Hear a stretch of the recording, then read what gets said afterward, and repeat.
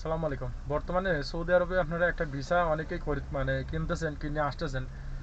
এই ভিসাটাতে আসলে কি সমস্যা হতে পারে সেটা একটু বলি। বর্তমানে একটা ভিসা বাংলাদেশ থেকে বিক্রি হচ্ছে আপনার ফ্রি ভিসার নাম করে, কিন্তু মূলত এই ভিসাটা কিন্তু ফ্রি ভিসা না। সৌদি আরবে যে আসতেছেন এই ভিসাতে আসার পরবর্তীতে কিন্তু অনেক বড় সমস্যা হবে আপনার। ওই যাদের ভিসার পেশাতে লেখা আছে ইউনিক অকুপেশন, অর্থাৎ মানে কোনো নির্দিষ্ট কোনো কাজের কোনো ক্যাটাগরি নাই আপনার পেশাতে বা অকুপেশনে লেখা আছে ইউনিক অকুপেশন, মানে কোনো নির্দিষ্ট কাজের কোনো ক্যাটাগরি নাই।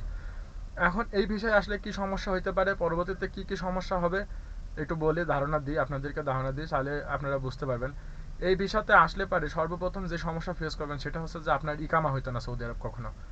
আপনার ইকামা হতো না কখনো, আপনি কখনো পেশা পরিবর্তন করতে পারতেন না।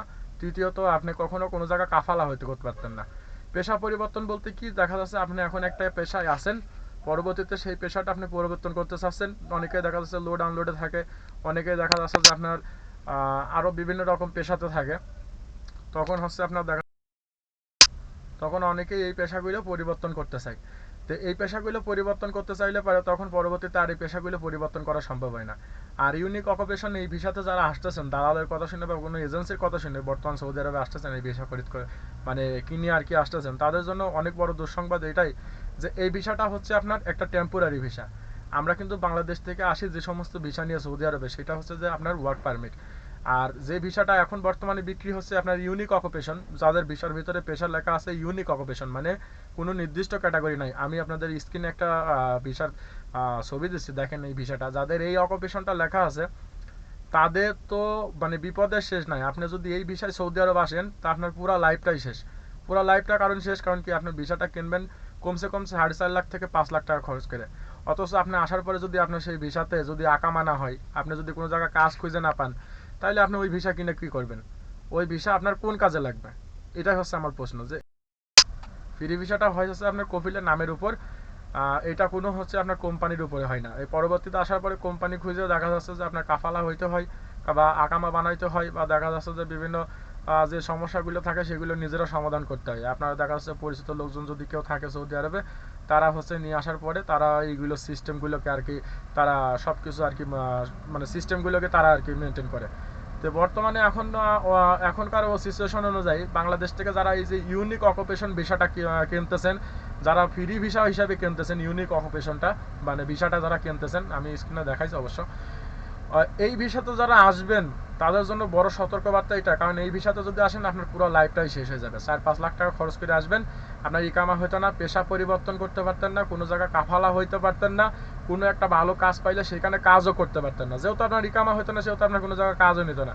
আপনি অবৈধভাবে কি করতেন সৌদি আরব? সৌদি আরবে তো আপনার সব কিছু পরিচিত না, তাই সাবধান।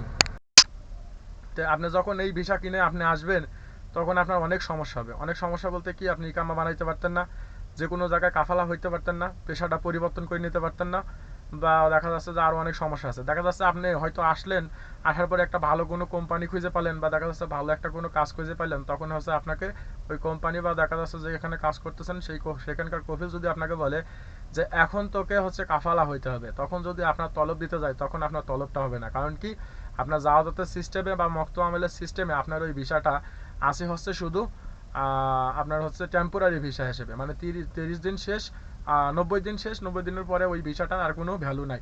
যার জন্য তখন আর তলব দিলেও কোনো কাজ হয় না। এবং 90 দিনের ভিতরেও যদি আপনি পেশা পরিবর্তন করার চেষ্টা করেন, কাফালা করার চেষ্টা করেন, বা কোনো দালাল মারফতে যদি ইকামা বানানোর চেষ্টা করেন, তাহলে সম্পূর্ণ টাকা আপনি হচ্ছে মার খাবেন। কারণ কি, আপনার ওই সম্পূর্ণ টাকাটাই সম্পূর্ণ এটা দালালের হাতে চলে যাবে। এটা পরিবর্তন করা সম্ভব না, এটা সৌদি আরবে পরিবর্তন করা সম্ভব না, বা সৌদি আরবে জাওয়াজাতের আইন অনুযায়ী বা অনুযায়ী এটা, তো জাওয়াজাতের আইন অনুযায়ী এটা পরিবর্তন করা সম্ভব না। তো যারা আসবেন অবশ্যই একটু মানে হিসাব নিকাশ করে আসবেন। কারণ কি, এরকম পেশাতে আসলে পারে বা এরকম ভিসা কিনে যদি আসেন 4-5 লাখ টাকা খরচ করে, তা আসার পরে সৌদি আরবে কষ্ট ছাড়া আর কিছুই করতে পারবেন না। কারণ কি, আপনার ইকামা হবে না, ইকামা না হইলে আপনার রাস্তায় বেরোতে পারবেন না, একটা ভালো প্রতিষ্ঠানে কাজ করতে পারবেন না। একটা ভালো প্রতিষ্ঠানে কাজ করতে যাবেন, আপনার ইকামাটা লাগবে। আপনি ইকামা ছাড়া আপনি রাস্তায় বের হইতে পারবেন না, ইকামা ছাড়া আপনি মেডিকেলে যাইতে পারবেন না, অসুস্থ হয়েছেন ডাক্তার দেখাবেন, আপনি ইকামা ছাড়া দেখাইতে পারতেন না। এটা অনেক সমস্যা। যারা সৌদি আরবে ইকামা ছাড়া আছে তারা জানে এটা কতটা মানে সমস্যা, এটা অনেক সমস্যা। তো তাই আমার মতে যারা আসবেন অবশ্যই আপনি ফ্রি ভিসা যদি আসেন, ফ্রি ভিসা হিসেবে পেশা হচ্ছে আপনার দেখা যাচ্ছে যে ক্লিনার, তারপরে হচ্ছে লোড আনলোড, এই সমস্ত পেশাগুলো সহজ। পরবর্তীতে আসার পরে এই পেশাগুলো দিয়ে মানে এগুলো হচ্ছে পরিবর্তন করা যায়। মানে ফ্রি ভিসাটা হচ্ছে কোনো কোম্পানির ভিসা হয় না, এটা হচ্ছে আপনার কফিলের নামে